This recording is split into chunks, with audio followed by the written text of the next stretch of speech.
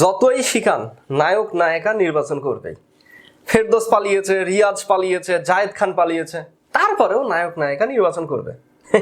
রিনা খান বাংলাদেশের জনপ্রিয় অভিনেত্রী, খল অভিনেত্রী রিনা খান, তিনিও বিএনপির এমপি হয়ে সংসদে যেতে চায়। দেখেছেন, নিজের মতামত প্রকাশ করলেন। অথচ নায়ক নায়িকাদের নির্বাচন করাই উচিত না। যারা শিল্পী আছে, নায়ক আছে, নায়িকা আছে, এরা হচ্ছে পুরো দেশের মানুষের, সব দলের, কোনো একক দলের না।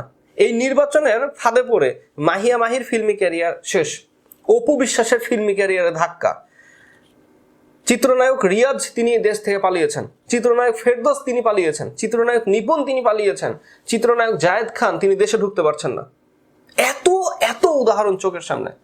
তারপরেও বাংলাদেশের জনপ্রিয় অভিনেত্রী রিনা খান তিনি বলছেন বিএনপির এমপি হয়ে সংসদে যেতে চায়।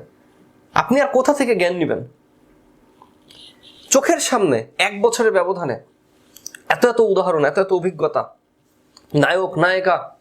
এই যে বাংলাদেশের নায়িকা তাসনিয়া ফারিন না, নুসরাত ফারিয়া। তাসনিয়া ফারিন তো নাটকের, নুসরাত ফারিয়া যেটা সিনেমার নায়িকা, থানাতে ধরে নিয়ে গেল, 2 দিন জেল খাটলো। হ্যাঁ, নির্বাচন করে তো আওয়ামী লীগের দালাল।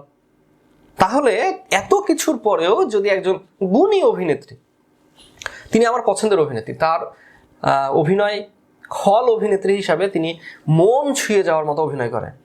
তিনি যখন খল অভিনেত্রী হিসাবে ক্যামেরার সামনে দাঁড়ান, নায়কের অপোজিটে বা নায়িকার অপোজিটে তিনি যখন লিড করেন, তখন সাধারণ মানুষ এতটাই রাগান্বিত হয় তার অভিনয় দেখে। কারণ নায়ককে যেভাবে অত্যাচার করে, নায়িকাকে যেভাবে অত্যাচার করে, একেবারে ফিল্মের অভিনয় হলো সেটাকে বাস্তবে রূপ দেন রিনা খান, জনপ্রিয় অভিনেত্রী।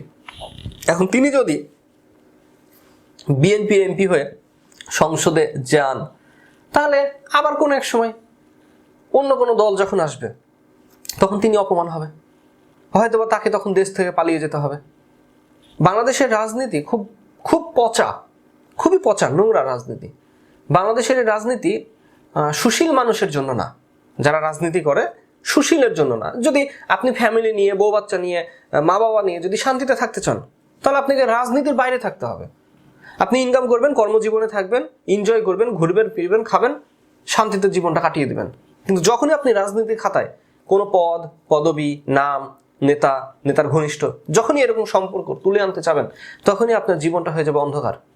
রিনা খান, আপনাকে ভালোবাসি বিধায় এই কথাগুলো বললাম। আপনার অভিনয় ভালো লাগে, এখনো আমরা চাই যে আপনি ফিল্মে কামব্যাক করেন, এটা আমরা চাই। যে বা যারা আমাদের ভিডিওটি দেখলেন, অবশ্যই আপনাদেরকে ধন্যবাদ জানাই। ভালো থাকবেন, সুস্থ থাকবেন, সুন্দর থাকবেন, আমার জন্য দোয়া করবেন। আসসালামু আলাইকুম।